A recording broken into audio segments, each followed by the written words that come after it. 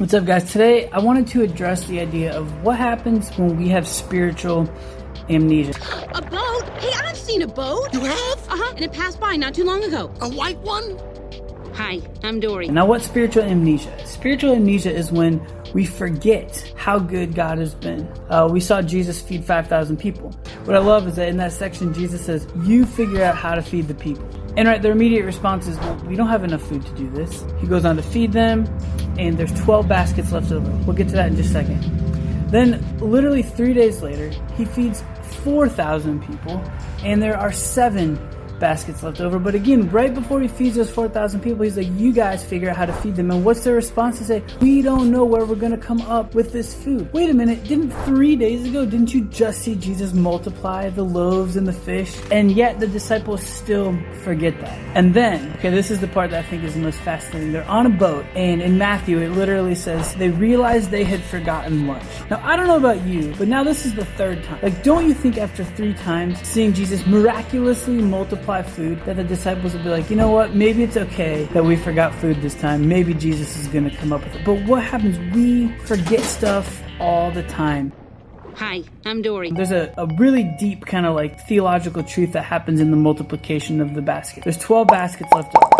And reading a commentary this morning, it said, the disciples leave a lot of details out, but they very rarely include numbers for no purpose. And so the 12 should indicate to us it's the 12 tribes of Israel. So Jesus is coming for the completion of Israel and the 12 tribes, right? But the next is 7. And the number 7 can mean a lot of different things, but in the Bible, a lot of times it means perfection. It could be a number of like cities available there. But basically what that's saying is, first he came for Israel, and then he came for everybody else. Those numbers, they're super important, and they're actually very telling about what else is going on. But back to the disciples forgetting. Hi, I'm Dory. I think in our lives, right, like God will come through for us in a certain instance or moment, but we forget.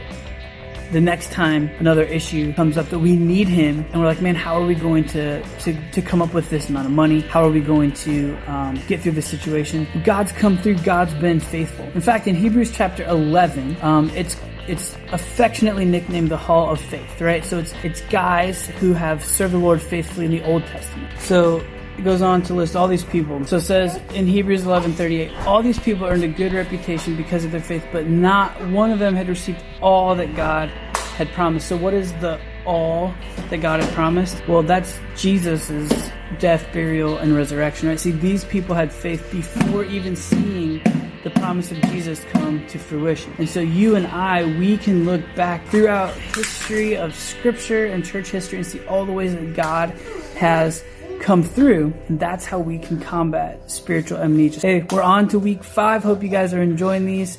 Watch with me, and we'll see you next time.